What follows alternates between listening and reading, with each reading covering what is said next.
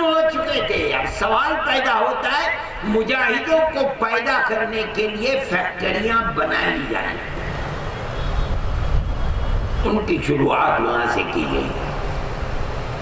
پھر حضرت شیخ الہند رحمۃ اللہ علیہ 1 سال کے بعد چونکہ 19 میں جمعیت علماء بنی دلی میں. پہلا اجلاس اس کا امرتسر کے اندر ہوا اور اس کے اگلے سال حضرت شیخ الہند رحمۃ اللہ علیہ چھوٹ کر آئے. حضرت بیمار تھے, بالکل آخری عمر تھی. مالٹا کی سردی نے مولانا کا جسم کمزور ختم کر دیا.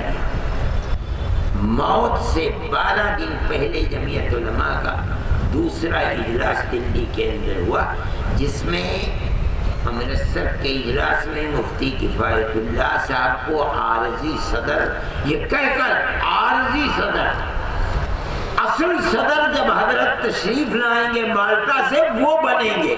چنانچہ 20 میں دوسرا اجلاس دلی میں ہوا. حضرت شیخ الہند رحمۃ اللہ علیہ کو مستقل صدر بنایا گیا. لیکن حضرت اتنا کمزور تھے کہ اپنا خطبہ صدارت خود نہیں پڑھ سکے. مولانا شبیر احمد صاحب عثمانی نے پڑھا. لیکن ملک کے جس خاکے اور جس تصویر کو پیش کیا تھا وہ تصویر تھی ملک کی سیکولر دستور کی.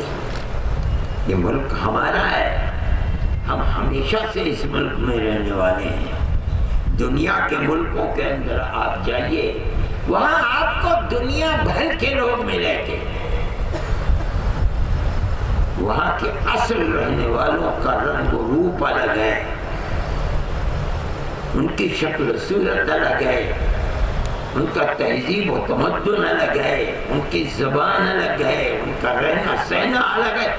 باہر سے آئے ہوئے لوگوں کی شکل و صورت, رہنا سہنا, کلچر سب کچھ الگ ہے, دیکھے جاتے ہیں اور سمجھے جاتے ہیں. ہمارے اس ملک کی یہ وشیشتا اور خصوصیت ہے کہ یہاں اگر 50 دھرم کے ماننے والے بھی ہیں, کچھ باہر سے آیا ہوا نہیں ہے. ہر مذہب کا ماننے والا ہمارے اسی ملک کا رہنے والا ہے. اور یہ ایک ایسی واستوکتا ہے جس کا کوئی انکار نہیں کر سکتا. اگر راجپوت ہندو ہے تو راجپوت مسلمان بھی ہے, راجپوت سکھ بھی ہے, راجپوت کرسچن بھی ہے. اگر ٹھاکر ہندو ہے تو ٹھاکر مسلمان اور سکھ بھی ہے. ہمارے اس علاقے کے اندر اگر جاٹ ہندو ہے تو جاٹ مسلمان بھی ہے. کشمیر میں اگر برہمن ہندو ہے تو برہمن مسلمان بھی ہے. کوئی برادری ایسی نہیں ہے جس برادری کے اندر ہندو, مسلمان, کرسچن اور سکھ نہ ہو. سب اسی ملک کے رہنے والے ہیں. ان کی شکل و صورت ایک ہی ہے, ان کی زبان ایک ہی ہے, رہن سہن ایک ہی ہے. ایک ایک گاؤں کے اندر ہندو بھی ہے, مسلمان بھی ہے. اور وہ لوگ جانتے ہیں کہ ہمارا کون سا دادا پردادا تھا جس کے 2 بیٹے تھے. ایک بیٹا اپنے باپ دادا کے دھرم پر رہا, ایک بیٹا مسلمان ہو گیا, ایک بیٹا سکھ ہو گیا, ایک بیٹا کرسچن ہو گیا. یہ پٹی اور محلہ ان کا ہے اور یہ محلہ ہمارا ہے. ایک دوسرے کے دکھ سکھ میں شریک ہوتے ہیں. آپ دیہاتوں میں جائیں تو بے شمار دیہات آپ کو اس طریقے کے ملیں گے. یہ ہمارے ملک کی وشیشتا تھی کہ یہاں مذہب اتنی لچک تھی کہ آدمی اپنی پسند سے جس مذہب کو چاہے اپنا لے. آپس میں کوئی دشمنی, مرنا مارنا, لوٹنا کھسوٹنا کچھ نہیں تھا. ہر آدمی چھوٹا اپنے بڑے کو تاؤ یا چاچو چاچا کہہ کر کے بلاتا تھا اور بڑے اپنے چھوٹے کو بیٹا کہہ کے بلاتے تھے. دھرم کیا ہے اس سے کوئی بحث نہیں. یہ انسانیت کے رشتے تھے, سمبند تھے جو ملک کے اندر مضبوط تھے. یہ ہمارے ملک کی تاریخ ہے اور آپ اس کا انکار نہیں کر سکتے. دنیا کے ملکوں کے اندر آپ کو ملے گا اختلاف, لیکن اپنے اس ملک کے یہاں تو سب اسی ملک کے، آج سے نہیں ہزاروں سال سے اسی طرح رہتے ہیں، اور شہری زندگی میں نہیں دیہاتی زندگی میں اسی طرح رہتے ہیں، اور کوئی آپس میں جھگڑا نہیں تھا۔ جمعیت علماء ہند کی تاریخ 1803 سے لے کر علماء نے 1947 تک 100 تقریباً 44 سال تک قربانی ملک کی آزادی کے لیے دی ہے۔ جیسے جیسے ملک قریب آزادی قریب آتی رہتی تھی، مفتی کفایت اللہ صاحب صدر تھے جمعیت علماء ہند کے، بار بار اپنی ورکنگ کمیٹیوں سے تجاویز گاندھی جی کے پاس، موتی لال نہرو کے پاس، نہرو کا برابر مطالبہ کرنے، یہ بتاؤ کہ ملک آزاد ہوگا تو ملک کا دستور کیا بنے گا، ملک سیکولر دستور بنے گا یا یہ ملک ہندو اسٹیٹ بنے گا۔ اور کانگریس اپنی ورکنگ کمیٹیوں میں، اپنے بلیٹن میں، انتخابی نشانوں پر بار بار اعلان کرتی چلتی ہے، تجاویز ہمارے پاس بھیجتی ہے، جمعیت علماء کے پاس بھیجتی ہے کہ اس چیز کی گارنٹی ہے کہ ملک آزاد ہوگا تو ملک سیکولر دستور ہوگا۔ اس بنیاد پر نہیں کہ ہمارا یہ سیاسی مطالبہ نہیں، بلکہ اس بنیاد پر کہ ہم یہ سمجھتے ہیں کہ اتنا بڑا ملک جس کے اندر 50 نہیں سینکڑوں مذہبی اقلیتیں رہتی ہیں، اس ملک کا متحد اور جڑا ہوا ہونا اسی شکل میں ہے کہ جو حکومت آتی ہے اس کا کوئی دھرم نہیں، ملک کی جنتا اپنے دھرم کے اندر آزاد ہے، وہ جس طرح چاہے رہے۔ یہ جو مختلف دھرم ہیں اور سینکڑوں کی تعداد کے اندر ہیں، زبانوں کے اعتبار سے اقلیتیں ہیں، مذہب کے اعتبار سے اقلیتیں ہیں، یہ اقلیتیں وہ نقطہ کون سا ہے جس کے اوپر سب جمع رہے تاکہ ملک بندھا رہے؟ ایک ہی نقطہ ہے کہ مذہب حکومت کا کوئی نہیں، رہنے والی جنتا اپنے مذہب کے اندر آزاد ہے، جس کا جی چاہے مسجد میں جائے، جس کا جی چاہے مندر میں جائے، جس کا جی چاہے چرچ میں جائے، جس کا جی چاہے گردوارے میں جائے، ہر شخص آزاد ہے۔ یہ ہمارے ملک کی وشیشتا تھی۔ صورتحال یہ تھی کہ جیسے جیسے ملک آزادی کے قریب پہنچتا تھا، جمعیت علماء ہند کہ آج تو ہر آدمی ایک نئی جماعت صبح کو بناتا ہے اور اپنی جیب میں لیے پھرتا ہے۔ اس وقت تو ایک بھی جماعت مسلمان کے تنہا جمعیت علماء کی ایک جماعت، جمعیت علماء ہند برابر اپنی میٹنگوں میں یہ عہد و پیمان لیتی چلتی ہے کہ ملک آزاد ہوگا تو سیکولر ہوگا۔ کیوں؟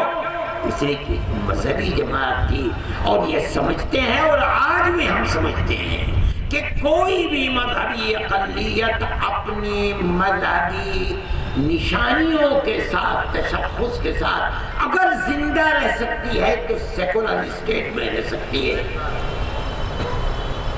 ملک کا اسٹیٹ، ملک کا دستور سیکولر ہونا چاہیے، ہر آدمی کو اختیار ہے، کوئی جھگڑا نہیں ہے۔ جس طرح جو جی چاہے میرا میں کھاؤں، جو آپ کا جی چاہے آپ کھائیں، میرا جس طرح کا مکان بنانے کو جی چاہتا ہے میں بناؤں، آپ جس طرح کا مکان بنانا چاہتے ہیں آپ بنائیں، جو میں کاروبار چاہتا ہوں میں کروں، جو آپ چاہتے ہیں اسی طرح جو مذہب میں چاہتا ہوں اپنا ہے، جو مذہب آپ چاہتے ہیں۔ لڑائی جھگڑا کیا ہے؟ جمعیت علماء ہند کا یہی نظریہ تھا، اور جمعیت علماء ہند یہ سمجھتی تھی کہ بغیر اس کے ملک کی ایکتا، جس کو قومی یکجہتی کہا جاتا ہے، بغیر سیکولرزم کے زندہ نہیں رہ سکتے۔ اور کانگریس کمیٹی اور کوئی ایسی پارٹی نہیں تھی کہ جو کانگریس کے ہم پلہ کھڑی ہو جاتی ہے، کانگریس ہی سب سے آگے تھی، اس لیے کانگریس برابر وعدہ کرتی چلتی ہے کہ ملک آزاد ہوگا تو ملک کا دستور سیکولر دستور ہوگا۔ مطلب کیا ہے؟ گورنمنٹ کا کوئی مذہب نہیں ہوگا کہ وہ لوگوں کے سر پر تھوپ دیا جائے۔ رہنے والے ہر آدمی کو اختیار ہوگا وہ جو چاہے مذہب اپنائے، گورنمنٹ کی طرف سے کوئی پابندی نہیں ہوگی، یہاں تک کہ ملک آزاد ہوا۔ ملک کی بدقسمتی ہے کہ ملک آزاد ہوا، ملک تقسیم ہوا۔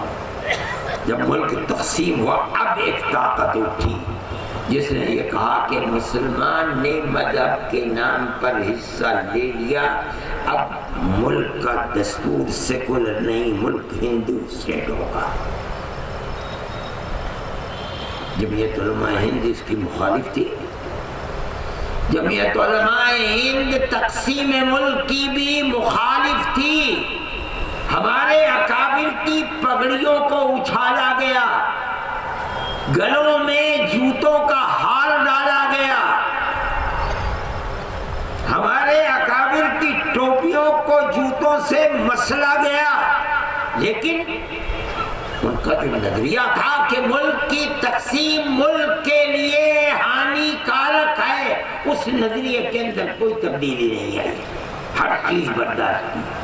اب ملک آزاد ہو گیا اور یہ آواز اٹھی جانے لگی کہ ملک کا دستور سیکولر دستور نہیں ہوگا۔ جمعیت علماء ہند کے لوگ تھے، مولانا ابوالکلام آزاد تھے، مولانا مدنی تھے، مولانا عبد الرحمن سوہروی تھے، مولانا صاحبان الہند تھے، احمد سعید، حضرت مفتی کفایت اللہ صاحب تھے۔ انہوں نے کہا جو ہم سے وعدہ کیا تھا اس وعدے کو پورا کرو۔ ایک دو مرتبہ نہیں، ہم بار بار ہم اپنی تجویزوں کو پیش کرتے رہے، وعدہ لیتے رہے، وعدہ کرتے رہے۔ اگر تقسیم ملک پر دستخط کیے ہیں، تم نے دستخط کیے ہیں، مجرم تم ہو، ہم مجرم نہیں، ہم سے جو وعدہ کیا تھا اس کو پورا کرو۔ شریف لوگ تھے، علماء کی قربانیوں کو ملک کی آزادی کے لیے جاننے والے تھے، جانتے تھے۔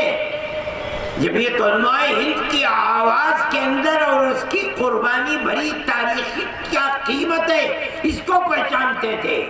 جمعیت علماء ہند کے آگے ان کے سر جھکے اور ملک کو سیکولر دستور ملا۔ یہ سیکولر دستور ہم سمجھتے ہیں ہر اقلیت کے لیے ہندوستان میں جینے اور مرنے کا سب سے بہترین سہارا ہے۔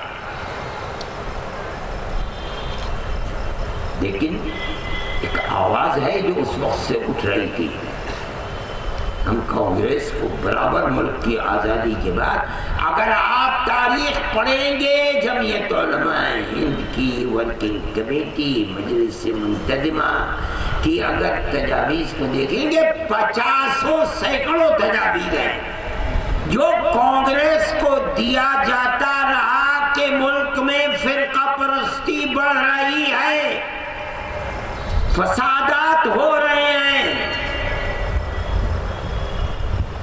جس سپولیے کو پال رہے ہو، دودھ پلا رہے ہو، آج اس کو مسلمان کا خون میٹھا لگتا ہے، جب یہ جوان ہو جائے گا تمہارا خون بھی اسی طرح پیے گا جیسے مسلمان کا خون پی رہا ہے۔ ہماری اس بات کو کوئی سنتا نہیں تھا۔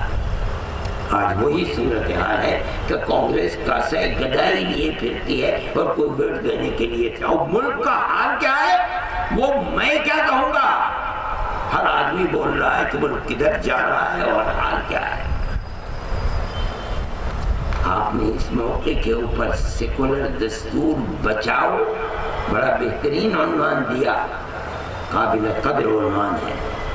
میں سمجھتا ہوں کہ بغیر اس کے ملک کی ایکتا باقی نہیں رہ سکتی۔ یہ تو ہمارا ایک ملک، ایک خاص ملک ہے جس کی نظیر دنیا میں ملنی آپ کو مشکل ہے۔ ہم تو 100-200 سال سے نہیں، ہزاروں سال سے اس ملک میں ایک ساتھ رہتے چلے آئے ہیں۔ پوری اسلام کی تاریخ 1400 سال کی تاریخ ہے۔ اسلام کو آئے ہوئے دنیا میں ہندوستان کے اندر اسلام کی تاریخ 100 سال کے بعد سے شروع ہوتی ہے. یہاں اسلام کی تاریخ 1300 سال کی ہے. پہلی صدی کے آخر میں خشکی کے راستے سے اسلام سندھ میں اور سمندر کے راستے سے کوکر مہاراشٹر میں اور گھوم کر کے کیرلا کے اندر پہنچا ہے. اس وقت سے آج تک وہ کہاں ہیں دیہات جن کو راستے مسلمانوں کے لیے بند ہو گئے؟ نہیں تو نہیں. ایک گاؤں کے اندر یہ لچک ہے ملک کے اندر. اور ایسی کہ میں کہتا ہوں کہ یہ ہندوستان کی خصوصیت. یہاں تو کوئی مسئلہ ہی نہیں تھا. جو چاہتا ہے اپنی عبادت گاہ کے اندر چلا جائے, پرماتما کی عبادت کرے اور کر کے چلائے. کوئی جھگڑا ہی نہیں. سب ایک دوسرے کا احترام کرتے تھے. لیکن ملک کے موجودہ حالات نے ہمارے حالات کو بدل دیا. آج کی صورتحال یہ ہے کہ مذہب کے نام کے اوپر کسی دوسرے کو قبول نہیں کیا جاتا ہے. عیسائیوں کے چرچوں کو جلایا جا رہا ہے. مسلمانوں کے لیے دیواریں کھڑی کی جا رہی ہیں. دلتوں کو برباد, جہاں 400 سال پہلے تو وہی لے جا کر کے کھڑا کرنے کی بات کی جا رہی ہے. میں سمجھتا ہوں کہ آنے والے دن مسلمان, کرسچن اور دلت ہی کے لیے نہیں, پورے ملک کے لیے تباہی کا سبب ہے. ہم یہ دیکھتے ہیں کہ اگر ایک باپ کی 4-5 اولاد ہے اور اس گھر کے اندر ویرود, اختلاف, لڑنا, مرنا, مارنا یہ ہے, وہ گھر اگر تباہ ہو جاتا ہے, جس ملک کے اندر کروڑوں کی تعداد کے اندر ایک دوسرے سے نفرت کرے, وہ ملک کیسے پروان چڑھ جائے گا؟ نہیں ہو سکتا. ہمیں اپنے ملک سے محبت ہے. ہمارے باپ دادا پر دادا ہزاروں سال سے نہیں, میں کہتا ہوں ہمیشہ سے اسی ملک کے رہنے والے ہیں. آج یہ آواز آسام میں اسمبلی کے ممبر اٹھاتے ہیں, ممبر پر چڑھ کر اٹھاتے ہیں کہ ہم آسام کو میانمار بنا دیں گے. کیا آواز ہے؟ کیا ملک کو زندہ رکھنے کی آواز ہے؟ آج ممبر پر کھڑے ہو کر کہتے ہیں کہ ہم 20 کروڑ مسلمان, 6 کروڑ کرسچن اور 2 کروڑ سکھ کو گھر واپس لائیں گے. کیا ہوگا؟ ارے ماں کا دودھ تم نے پیا ہے, کسی اور نے نہیں پیا ہے. گلی گلی, کوچے کوچے, مرنا مارنا, خون, ملک جائے گا کہاں؟ ہمیں ملک سے محبت ہے. ہم نے قربانیاں دی ہیں اور ہزاروں نے نہیں, لاکھوں سولیوں کے اوپر اس ملک کے لیے چڑھے ہیں. 150 سالہ تاریخ ہے. اور میں کہتا ہوں ایک بار, اور یہ حقیقت ہے کہ ایک مٹھی بھر لوگ ہیں جو آگ لگا رہے ہیں. ملک کی اکثریت ہندو ہو چاہے کوئی بھی ہو, فرقہ پرست نہیں ہے. نفرت کی سیاست کو اچھا نہیں سمجھتے. ایک مٹھی بھر لوگ ہیں جنہوں نے ملک کو یرغمال بنا رکھا ہے اور ملک کو بربادی کے راستے پر لے کر چل رہے ہیں. میں دلیل دیتا ہوں, سب سے پہلا قتل اخلاق کا ہوا نوئیڈا کے اندر کہ اس کے گھر میں گائے کا گوشت ہے.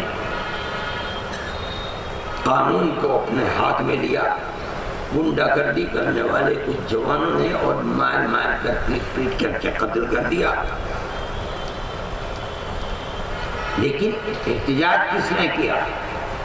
ملک کے وہ دانشور, وہ چوٹی کے لوگ جن کو ملک نے کمال کی بنیاد پر ایوارڈ دیے گئے. 100 لوگوں نے اپنے ایوارڈ منہ پر مار دیے, کہا ملک جدھر چل رہا ہے یہ تباہی کا, ہم احتجاج کرتے ہیں, ایوارڈ واپس کر دیے. کون لوگ تھے؟ مسلمان تھے. سب کے سب ہندو تھے, ایک اور ایک ہندو تھا. اس کا کیا مطلب ہے کہ ملک میں امن و امان کو چاہے, اکثریت ہندو, اکثریت فرقہ پرست اور نفرت کی سیاست کو نہیں تسلیم کرتی, لیکن ملک کو یہ کمال بنا لیا, اچک لیا, مذہب کے نام پر اچکا. ہمارا کوئی اختلاف نہیں، ہم سیاست سے دور بھاگنے والے لوگ ہیں، ہم پارلیمنٹ اور اسمبلی کی سیاست کے قریب بھی نہیں جاتے، نہ الیکشن لڑتے ہیں نہ لڑاتے ہیں۔ اگر کوئی تھالی میں سجا کر ہمیں پارلیمنٹ اور اسمبلی کی ممبری دے، ہم نہیں قبول کریں گے، ہم نہیں جاتے، پاس بھی نہیں جاتے۔ لیکن بابا اگر سیکولرزم ختم ہو گیا تو ہم اپنے دین اور مذہب پر زندہ کیسے رہیں گے؟ عجیب و غریب چیز ہے، ملک کی اکثریت ہمارے ساتھ ہے، گنڈا گردی کرنے والوں کے ساتھ نہیں ہے۔ اب میں آپ سے کہتا ہوں ایک آواز اٹھی کہ گھر واپس لاؤ، کنہیں 20 کروڑ مسلمانوں کو، 6 کروڑ کرسچن کو واپس لے آؤ۔ اس آواز کے اوپر اگر ملک کی اکثریت فرقہ پرست ہوتی اور نفرت کی سیاست کرتی، اس موضوع کو اچک لیتی، اگر اچک لیتی تو 4 سال کے اندر ملک میں آگ لگ چکی ہوتی۔ لیکن اکثریت نے سمجھا کہ دیوانے ہیں، پاگل ہیں، ان کی بڑھ ہے، توجہ مت کرو، اس کان سے سنا اس کان سے نکال دیا۔ 10 دن کے بعد آج 4 سال ہو گئے، کوئی جانتا بھی نہیں کہ گھر واپسی کا مطلب کیا ہے۔ یہ دلیل ہے کہ ملک کی اکثریت فرقہ پرست نہیں ہے، امن و امان کے ساتھ رہنا چاہتی ہے، صلح و آشتی کے ساتھ رہنا چاہتی ہے۔ لیکن جنہوں نے ملک کو اپنی مٹھی میں لے رکھا ہے وہ لوگ خراب ہیں، ڈاکے ڈال رہے ہیں، ملک کے بینکوں کو برباد کر رہے ہیں۔ ایک آدمی 30 31 ہزار کروڑ روپیہ لے کر کے ملک سے بھاگ رہا ہے، 1000 کروڑ لے کر کے بھاگ گیا، 800 کروڑ کو لے کر کے بھاگ گیا۔ یہ تباہی ملک میں مچی، کون مچا رہا ہے؟ بینکوں میں پیسہ نہیں ہے، کیا ہو رہا ہے؟ گائے کے نام کے اوپر قتل و غارت گری کا کیا چیز ہے یہ؟ ملک تو اس طرح نہیں چلے گا۔ ہم یہی چاہتے ہیں کہ ملک کے اندر امن و امان قائم رہنا چاہیے، پیار و محبت ہونی چاہیے، صلح و آشتی ہو، یہ ہمارا امتیاز اور وشیشتا ہے۔ ملک اسی طرح چل رہا ہے، 100-200 سال، ہزاروں سال سے چل رہا ہے، اور ملک کو اسی طرح چلنا چاہیے۔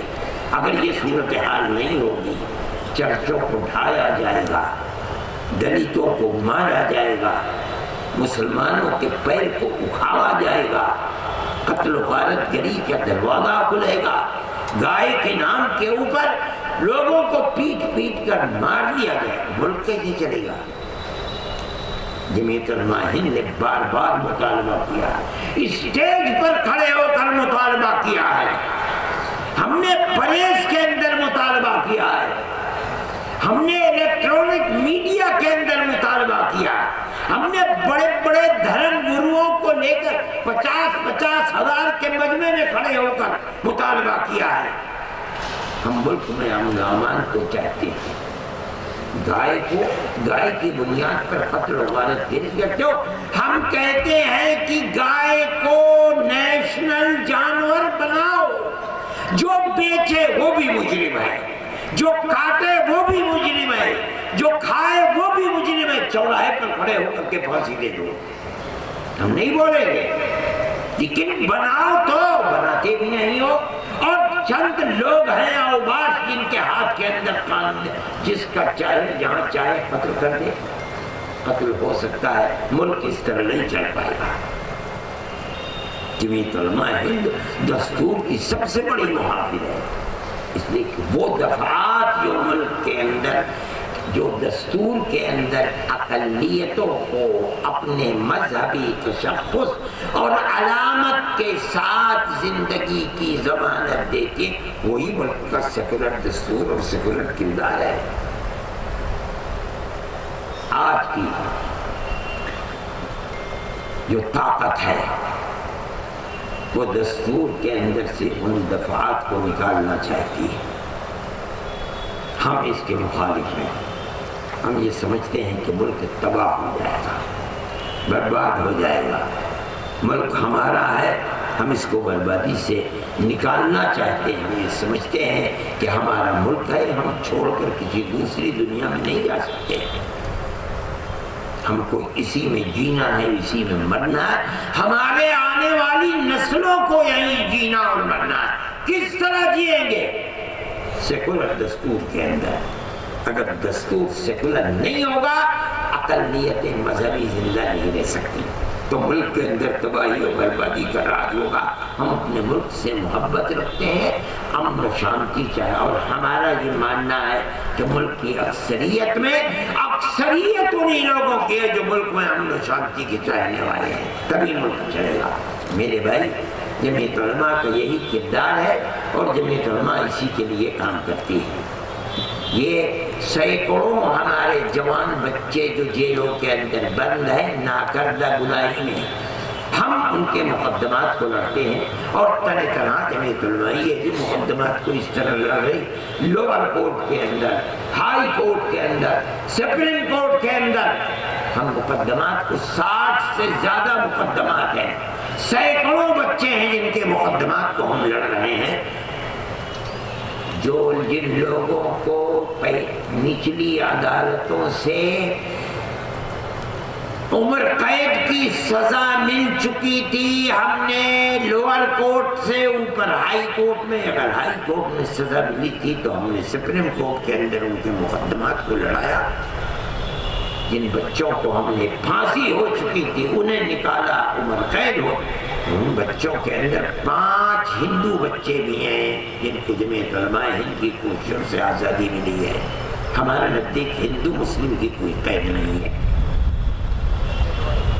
میں اللہ کا شکر ادا کرتا ہوں کہ ہمارا یہ کردار ہے، وہ ہماری قربانیوں نے جو ہمیں نظریہ دیا ہے، ہندو مسلم اتحاد کا ہم اسی بنیاد کے اوپر رکھتے ہیں۔ ابھی پچھلے سال بہار میں سیلاب آیا، بڑی تباہی آئی، ہم نے سروے کیا اور خاموش بیٹھ گئے کہ جب آسان ہوگا گاؤں دیہات کے اندر جانا تب ہم کام کریں گے، اور ہم نے طے کر لیا کہ ہمیں اگر کام کرنا ہے ہم مسلمان کے لیے بھی کریں گے، ہندو کے لیے بھی کریں گے۔ ہم نے پہلی اس وقت 100 مکانات اپنے ہاتھ میں لیے، 113 یا 115، 80 سے زائد تو تیار ہو چکے ہیں، اور جو تیار ہو چکے ہیں وہ بھی عنقریب 10-5 دن میں تیار ہو جائے۔ مسلمان بھی ہیں، ہندو بھی ہیں، یقیناً ہندو کم ہیں، لیکن میں کہتا ہوں کہ ہمارا ایک نظریہ ہے بنا رہے ہیں، وہ عورتیں بیوہ جو یتیم بچوں کی پرورش کر رہی ہیں، ہم نے ان کے مکانات کو ترجیح دی ہے۔ ان کے اندر مسلمان عورتیں بھی ہیں جو یتیموں کو پال رہی ہیں، ہندو عورتیں بھی ہیں جو یتیموں کو پال رہی ہیں۔ یہ مولانا حلیم اللہ صاحب بیٹھے ہیں، اور اس کے اندر جمعیت علماء مہاراشٹر اور جمعیت علماء مل کر کام کر رہی ہے۔ یہ کوئی مطلب نہیں، اگر کوئی مصیبت زدہ ہے تو مصیبت پوچھ کر نہیں آتی کہ کون ہندو کا گھر ہے کون مسلمان کا گھر ہے۔ بھائی جو مصیبت کا شکار، ہمارا مذہب بتاتا ہے کہ ہر مصیبت زدہ کی مدد کرو، وہ ہندو ہے یا مسلمان، اس کی کوئی تخصیص نہیں ہے۔ آسام کے مسئلے کے اندر لوگ نہیں جانتے، سن 1947 میں ملک آزاد ہوا، سب سے پہلی مردم شماری سن 1951 میں ہوئی۔ قانون بنا کہ جو 51 کی مردم شماری میں جس کا نام ہے وہ ہندوستانی باشندہ ہے، لیکن آسام میں یہ نہیں ہے۔ آسام میں ساری سیاسی پارٹیوں نے مل جل کر فیصلہ کیا کہ آسام میں بنیاد 1971 کی مردم شماری ہے، اس لیے کہ اندرا جی نے مغربی پاکستان سے مشرقی پاکستان کو الگ کرنے کے لیے شیخ مجیب الرحمان کھڑے ہوئے، اور جنگ ہوئی آپس میں، سقوط پاکستان ہو گیا، بنگلہ دیش کا وجود آ گیا، اور بڑی شدید بمباری ہوئی، بے شمار لوگ ادھر کے ادھر، ادھر کے ادھر بھاگے۔ اب جب اندرا جی کی جیو ہتیا ہو گئی تو راجیو گاندھی نے سن 86 میں آسام میں بیٹھ کر ساری سیاسی پارٹیوں کو جمع کر کے سب کے دستخطوں سے یہ طے پایا کہ یہاں سن 71 کی بنیاد کے اوپر نیشنلٹی ملے گی۔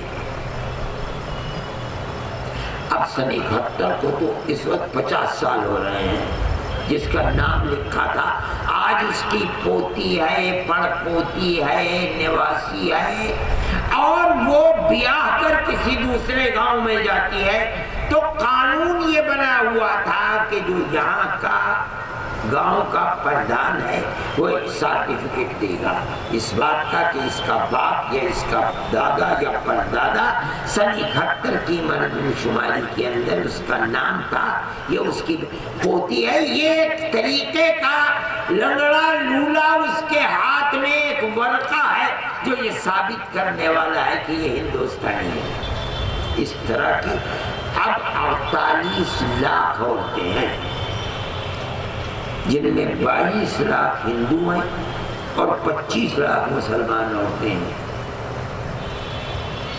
اور 22 لاکھ ہندو عورتیں ہیں۔ اب مان لیجیے ایک عورت کے ساتھ 2 بچے بھی ہیں تو آپ دیکھیے کہ 48 لاکھ کا مطلب یہ 1.5 کروڑ۔ اور بی جے پی کا اسمبلی کا ممبر کہتا ہے کہ ہم آسام کو میانمار بنائیں گے۔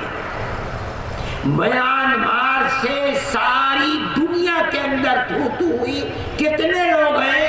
8 لاکھ اب آئے ہیں، 4-5 لاکھ پہلے کے، کل 12 سے لے کر 13 لاکھ تک آدمی ہیں جو بنگلہ دیش کے اندر پڑے ہوئے ہیں۔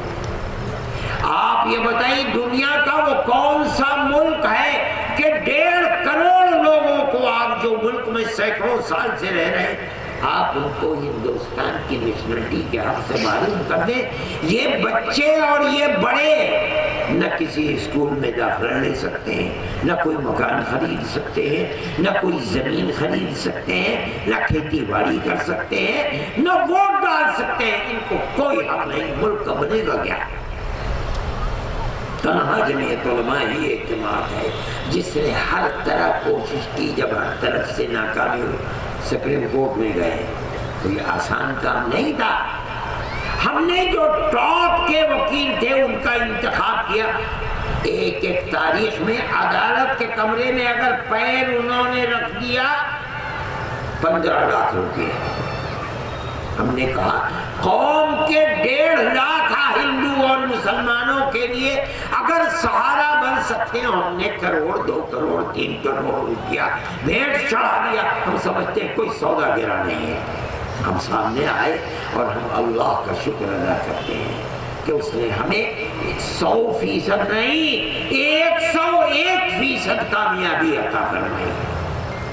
حالانکہ مرکز میں بھی بی جے پی گورنمنٹ، صوبے میں بھی B J P government, advocate general بیٹھا ہوا ہے، وہ طرح طرح کی باتیں کہتا ہے، اور لطف یہ ہے کہ جو جج ہے وہ بھی آسانی ہے۔ ہمیں بڑا خطرہ تھا لیکن ہم اللہ کی قدرت کا کرشمہ ہے، اور ہمارے پاس تو الفاظ نہیں ہے کہ ہم ان سے شکر ادا کریں۔ ہمارے حق کے اندر فیصلہ آیا۔ جمعیت علماء کا اس سے کوئی مسئلہ نہیں ہے۔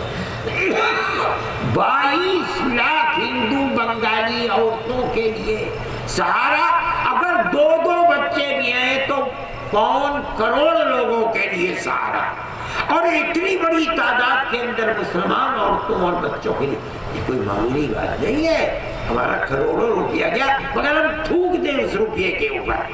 ہم اگر ملک میں اپنی قوم کے لیے، ہندو مسلم کے لیے سہارا بنتے ہیں، یہ روپیے کی قیمت اس کے مقابلے میں کچھ بھی نہیں ہے۔ یہ جمعیت علماء کا نظریہ ہے۔ ہم اسی بنیاد پر ایک تحریک چلا رہے ہیں کہ ملک سے نفرت کی سیاست کو ختم کرو۔ جو نفرت اور تعصب کی سیاست پر ملک کو اپنے ہاتھ میں لے کر اجاڑنا چاہتا ہے، وہ اپنے ملک کا بھی غدار ہے، اپنے مذہب کا بھی غدار ہے۔ نہ مذہب یہ سکھاتا ہے، نہ ملک اس طرح چل سکتا ہے۔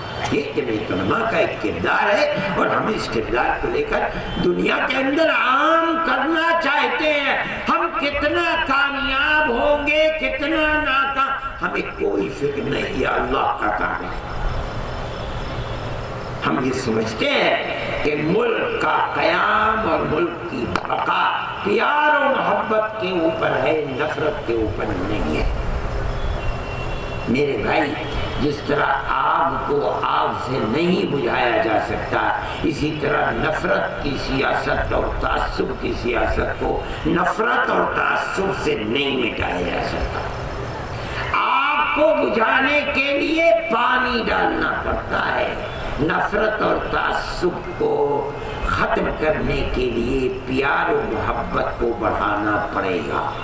اگر آپ بڑھائیں گے آپ کامیاب ہوں گے، ملک کے ساتھ وفاداری کریں گے۔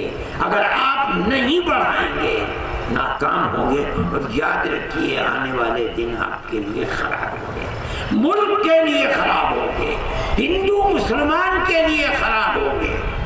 ان کو ختم کیجیے، ملک کو آباد رکھنے کی فکر کیجیے۔ اس لیے ہمارا یہ مطالبہ ہے، آپ دیہات میں رہیں، شہر میں رہیں، دکان میں رہیں، میں کہتا ہوں ریل میں رہیں، بس میں رہیں، ہوائی جہاز میں رہیں، اپنے دائیں بائیں کو دیکھیے، پیار و محبت کا معاملہ کیجیے۔ یہ آپ کا ملک ہے جہاں آپ کو ہمیشہ رہنا ہے، جہاں جینا ہے، جہاں مرنا ہے، آپ کے بعد آپ کی نسلوں کو رہنا ہے۔ ملک میں امن و امان قائم کرنے کا ایک ذریعہ یہی ہے۔ جمعیت علماء اپنی اس آواز کو لیے پھرتی ہے، 50,000 1 لاکھ کے مجمع کے اندر ہم اپنی یہ بات کہتے ہیں، ہندو اور مسلمانوں کے مجموعوں میں ہم یہ بات کہتے ہیں، اور میں سمجھتا ہوں کہ یہ بات بڑی وزنی ہے۔ اس سے ہماری پرانی تاریخ زندہ ہوگی، اور بغیر اس کی زندگی کے ہم باعزت طریقے پر زندہ نہیں رہ سکتے۔ میں جمعیت علماء کے خدام کا تہ دل سے شکریہ ادا کرتا ہوں۔ بنارس کے پیار و محبت رکھنے والے لوگ، ہندو اور مسلمانوں کا شکریہ ادا کرتا ہوں، جنہوں نے اس اجتماع کو کامیاب بنانے کے لیے اپنا وقت لگایا، اور میں اللہ سے دعا کرتا ہوں کہ یہ ملک ہمارا ہے، اللہ اس ملک کو ہمیشہ امن و امان اور صلح و آشتی کے ساتھ زندہ رکھے، اور ہماری وہ پرانی تاریخ جو محبت کی تاریخ تھی ہندو مسلمان کی، گاؤں در گاؤں، شہر در شہر، اللہ اس تاریخ کو زندہ و جاوید فرمائے اور ملک پروان چڑھتا رہے۔ وآخر دعوانا ان الحمدللہ رب العالمین۔ اللهم إنا نشهدك أنت الله لا إله إلا أنت الأحد الصمد الذي لم يلد ولم يولد ولم يكن له كفوا أحد۔ اللهم صل على سيدنا عبدك ورسولك محمد النبي الأمي وعلى آله وأصحابه وأهل بيته وبارك وسلم كما تحب وترضى عدد ما تحب وترضى۔ اللهم أكرمنا أمة سيدنا محمد صلى الله عليه وسلم ولا تهنا، اللهم زدنا ولا تنقصنا، اللهم أرضنا وارض عنا، اللهم انصرنا ولا تنصر علينا، اللهم آثرنا ولا تؤثر علينا یا الہ العالمین۔ اے اللہ، ہم سب حاضرین کو ہمارے مقاصد حسنہ میں کامیابی عطا فرما۔ اے اللہ، ہمارے بیماروں کو شفا عطا فرما۔ اے اللہ، جو قرض میں مبتلا ہیں ان کو قرض سے سبکدوش فرما۔ اے اللہ، جو کسی بھی طرح پریشان حال ہیں ان کو پریشانی سے نجات عطا فرما۔ اے اللہ، ہمیں رزق حلال عطا فرما، ہر حرام کی نفرت ہمارے دلوں کے اندر راسخ فرما۔ اے اللہ، ہمیں ہمارے بچوں کو، بچیوں کو، اہل خانہ کو عفت و پاک دامنی عطا فرما، حیائے ایمانی عطا فرما۔ اے پروردگار ملک میں امن و امان کو قائم فرما، انسانیت کی بنیاد پر پیار و محبت کو قائم فرما۔ اے اللہ ہماری پرانی پیار و محبت کی تاریخ کو زندہ و جاوید فرما۔ اے اللہ ہمارا ایمان ہے کہ سارے زمین و آسمان کے بادشاہ آپ ہی ہیں۔ اے اللہ جو نفرت کے بیج بو رہے ہیں، اے پروردگار جو دشمنی کو پیدا کر رہے ہیں، ہماری پرانی پیار و محبت کی تاریخ کو آگ لگا رہے ہیں، اے اللہ انہیں خائب و خاسر فرما دے، ذلیل و رسوا فرما دے، ناکام و نامراد فرما دے۔ اے اللہ ہمارے اس ملک کو امن و امان کا گہوارہ بنا دے۔ اے پروردگار سب کو عزت و آبرو کے ساتھ جینے کا حق عطا فرما اور شرور و فتن سے محفوظ و محمود فرما۔ اے اللہ ہماری عبادت گاہوں کی حفاظت فرما۔ اے پروردگار مسجدوں کی حفاظت فرما۔ اے اللہ مدرسوں کی حفاظت فرما۔ اے پروردگار دین و ایمان پر ثابت قدمی عطا فرما۔ جن لوگوں نے اس اجتماع کو کامیاب بنانے کے لیے دامے درمے سکھنے جس طرح سے بھی مدد کی، اے اللہ آپ ان کی مدد فرما، انہیں نعم البدل عطا فرما، ہمیں حسن خاتمہ میسر فرما۔ اے پروردگار ملک میں امن و امان اور پیار و محبت کو قائم کرنے کا جذبہ ہمارے اندر پیدا فرما۔